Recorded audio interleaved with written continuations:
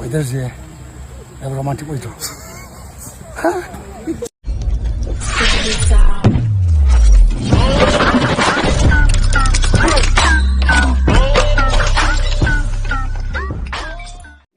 Hello guys, welcome back. Mayam ngasi jumu punna thengnare adudi ngasi goibe thorom hokjana ba tawraji hawrajini. ngasi de khoi ma da frame tawge ko khoi ma gi reaction du yengse ba hawrajini mayam hu thak pesa doira. Hey. Gonggon ori hey. 와! 이봉아! Eh. 할마! 이봉아! 이봉아 씨를 버리시고 이봉아! 해씨 되게 제대로 주무다 손잡는 남편 방황을 싶어 싫어 Gyantana shiro. sha asibu karam maman jibo macha ai shi raga shi jaroi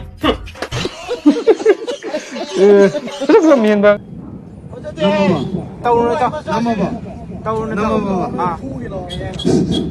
어제 상나라바 이제 사기라 사크라 파뚱다 어제 Gari manungdane dauri. 랑땅나나 나이리브 Lauri gari manungdane ba. 마락다 아무튼 강아차게 Yam naibu. 까나만게 매암 Ekon ni. 소매 매암 임락뜨기 해나 토이싱나 삭바다 술다 삽 마나나바 아두금라바 야마 에코 Ekon kok thok re. Ekon ni sai lai. Gari manungdane ba moi tan nai ri. Nếu mà cân một cái sẽ thôi bạn. Thôi giờ tôi về bên nào. Lùi đấy. Anh ra rồi cho thằng ngầm được à? Ông mất cả không mở ra gì. Ông mất cả cái Mà gì cân làm đâu đấy. Cái gì đó. Lùi đấy là ví dụ lo bây giờ này. Cái nó sẽ lâu mà thì không hay gì đấy. Mà cân đó hiện nay cái sao gì nó là cái em hai đứa là nó ra thu cái Tôi tập tôi phải lùi cái này tôi cái đầu hẹp. Tùng nó hay là nó tên mèo chứ. Makan ki puner kani ko. Ủa anh cứ tin mà tôi muốn nào hay à, là thế hay là thế không hay gì cái. Nó tôi kiểu là phải dùng đấy ấy vào lỗ lại chứ. Mua vàng chứ nào. Ấy máy tàu mới khăng được bạn. Thì mua vàng tàu bây giờ cha bên nó rồi. Đang cha bắt đầu ấy cha cái nó có cái đó hàng ngầm mới phải rồi nè. Hàng ngầm mới tiền đó nó này nó có là sao đấy. Iya. Aduh anh tập tôi phải lùi đấy. Aduh nó chỉ là cái súng ngang gì cái. Người nhanh nữa kani. Tôi đã khăng cái lực đấy rồi. Năm nay tôi đấy hay gì cái. Ibai lập tông mình là gì năm nay lâu có lại. Nera kani gomo. Nó phải chụp bây giờ này. Thế là năm nay mai cũng hay nó cha nó chết à. Makan yen namang anu uma zaw madam da ko. Khoi makan gum kaleja gum je dum. Adum group mi ani hum jami na timing da di dum. Mi ani hum jami na timing da di dum khar dum share do sanai ko di makan kaleja ji loi pam nei ko. Sum kem tau bane khoidau shot bane kem hai da bi da ga dum leiram ja thokki do kaleja makan plop ka sa gi do. Ase ma khoidau di showning bane he. 누빠 한다 용빨로 하이브도 하시네 안강 수보에 내가 피 수에 시마 피 수벌로이라가 시 건 팽그니 시건 팽그니 안강 보라가 안강 수 안강이 마티주 사운그니 내가 아이디 좀 힙다가 라이그니 사르가 Ba han ji di ko. Hi ju su hun gani, sak su thon gani, angang su lo hun gani, angang ma thi ju saman gani. Ha. Adu ni kaino nu pa moi bagi thabak hai ga de.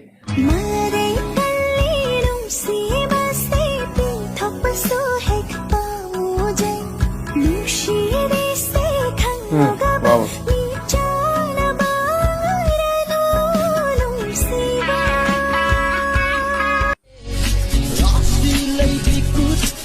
Hai.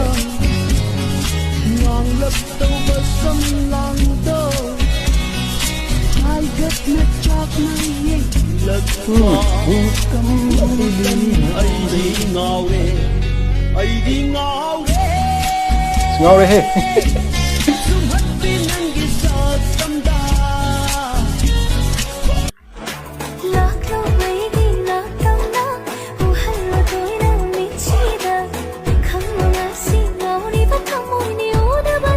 Hey.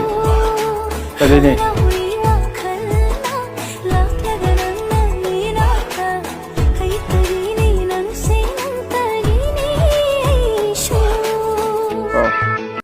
ꯑꯩꯈꯣꯏ ꯄꯨꯄꯨ ꯒꯥꯟꯙꯤꯒꯤ ꯋꯥꯔꯣꯜ ꯈꯔ ꯍꯥꯏꯔꯤ ꯅꯣꯏꯅ ꯇꯧꯅꯔꯤꯕ ꯒꯞꯊꯤꯁꯤꯡꯗꯣ ꯑꯩꯒꯤ ꯃꯇꯦꯡꯅꯅꯦ ꯍꯥꯏꯕꯁꯦ ꯅꯣꯏ ꯀꯥꯎꯔ ꯃꯥꯜꯂꯦꯅꯦ ꯀꯣ ꯑꯩꯈꯣꯏ ꯄꯨꯄꯨ ꯒꯥꯟꯙꯤ ꯉꯥꯛꯇꯅꯤꯀꯣ ꯑꯩꯅ ꯅꯪꯒꯤ ꯑꯗꯨꯒ ꯅꯪꯅ ꯃꯤꯒꯤ ꯀꯔꯤꯗꯕꯨ ꯈꯦꯠꯅꯔꯤꯕꯒꯤꯅꯦꯍꯦ ꯁꯨꯙꯤꯔ ꯁꯥꯍꯦꯕ ꯈꯦꯠꯅꯔꯤꯕ ꯍꯥꯏꯕꯕꯨ ꯌꯥꯝ ꯀꯩꯁꯨ ꯈꯦꯠꯅꯕ ꯅꯠꯇꯦ ꯃꯤ ꯈꯦꯠꯅꯕ ꯋꯥꯅꯤ ꯑꯩꯅ ꯅꯪꯒꯤ ꯑꯗꯨꯒ ꯅꯪꯅ ꯃꯥꯒꯤ ꯕꯦꯟꯗꯔ ꯆꯪꯉꯒ ꯃꯦꯅꯨ ꯂꯩꯕ꯭ꯔꯥ ꯒꯥꯏꯗꯤ ꯀꯩꯅꯣ ꯐꯖꯩ ꯃꯤꯒꯤ ꯕꯦꯟꯗꯔ ꯆꯪꯉꯒ ꯀꯣ ꯃꯦꯅꯨ ꯄꯨꯊꯣꯔꯛꯑꯣꯏ ꯅꯣꯡꯃꯗꯤ ꯐꯖꯔꯛꯈꯤꯅꯤ ꯍꯥꯏꯕꯒꯤ ꯑꯁꯥꯗ hinlaga sum thijalaiba adugumlaba misak amani aise ko thijalakba natana kaisu sense leite ko nongmagi sum thijalakba natana dubu khallibani nongmadi fajarakani gi wakhal du ko khallibani dubu sum thijale kamai tawno hongthi isau se nungsiba midana hena langningdra tawbane isau gaije atopa atai tai mi digai di langningdamne khoi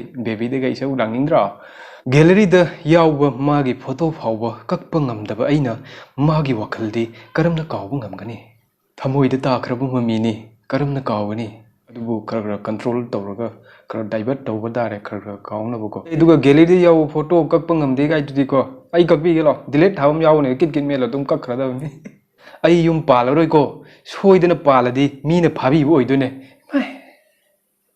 magi wahai je kainomi yawdra mina yengonda paisa puge kai janari ga ba nati kai janari ge ba sel pai ba tolo chok chong sa ba mi de puge hai de ha bikhari mina yengonda bu paisa puge nati khari janari ge bhai hojik kan se leisabi dagi mauna hena phajari se kai gino khangbra bhai khangadi hairo amta gumba wahi wata jingge maulumba party na puthorpo wahi wata ne khang kaino leisabi masak paja amne yemta udrobo kari no ba mauduina zum ko khangi ko oi mauju phajai dubu ko mauju phajai dubu kaino leisabi jam da udraba sini ina ningji nongmagi yahausu sum thengjale lokhat pa yaba amata yausilaktre ko pura mire mamagi punsi ne habdo ko chap chai duni kaidawrige hangakano lairik bari gaine khumse yami kai ko asengmane lairik bari ngai de kaidawrige kaine hangapse ai lairik bari asengba haibje talle ikai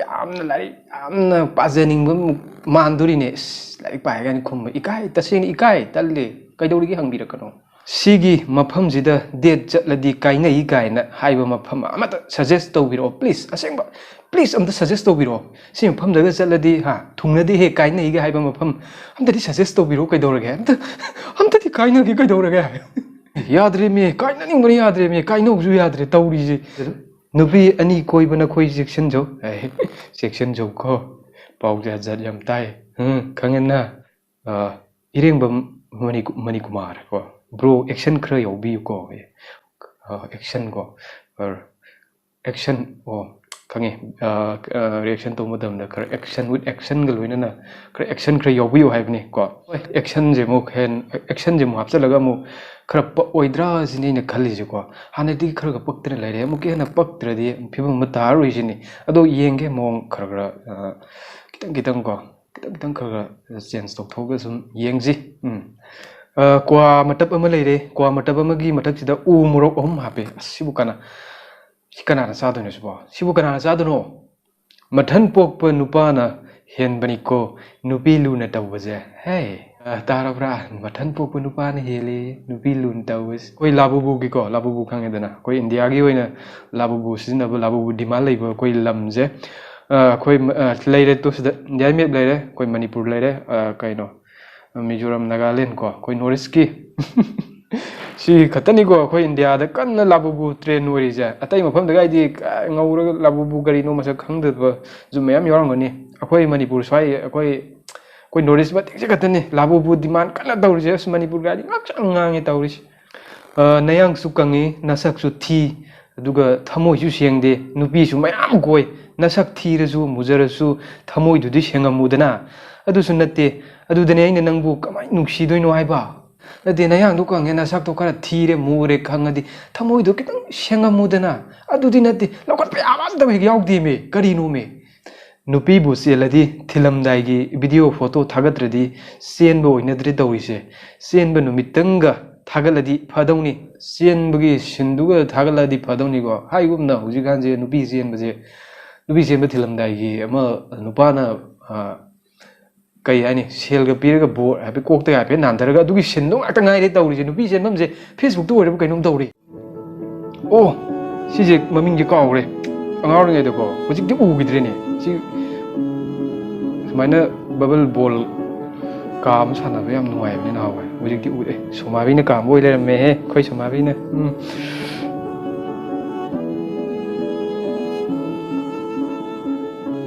के हाइब्रसबो कै हाइगे इ मामिं गाव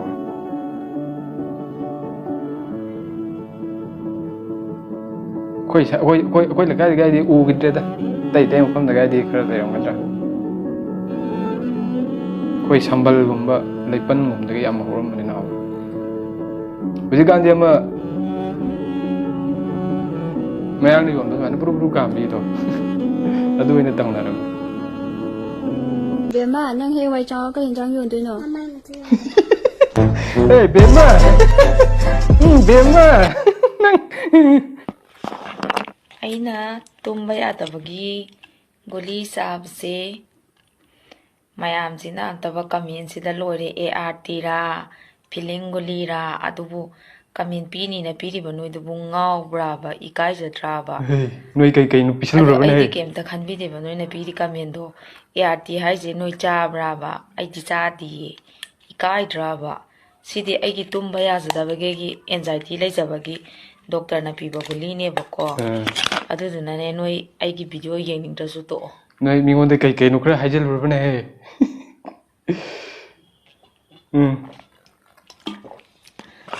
na wa kanam ta log de aina okay video do yening da su dum top view yeng biru nu kem kai de ada sida kamien sida am ta ba loire ikai na male mama jing masak na morom fajar masak na morom fajar di iti gai nadra une di matang sida video tensil ji mathangi video da muk thengnar ji video kamai to ga biram am kainer ji goodbye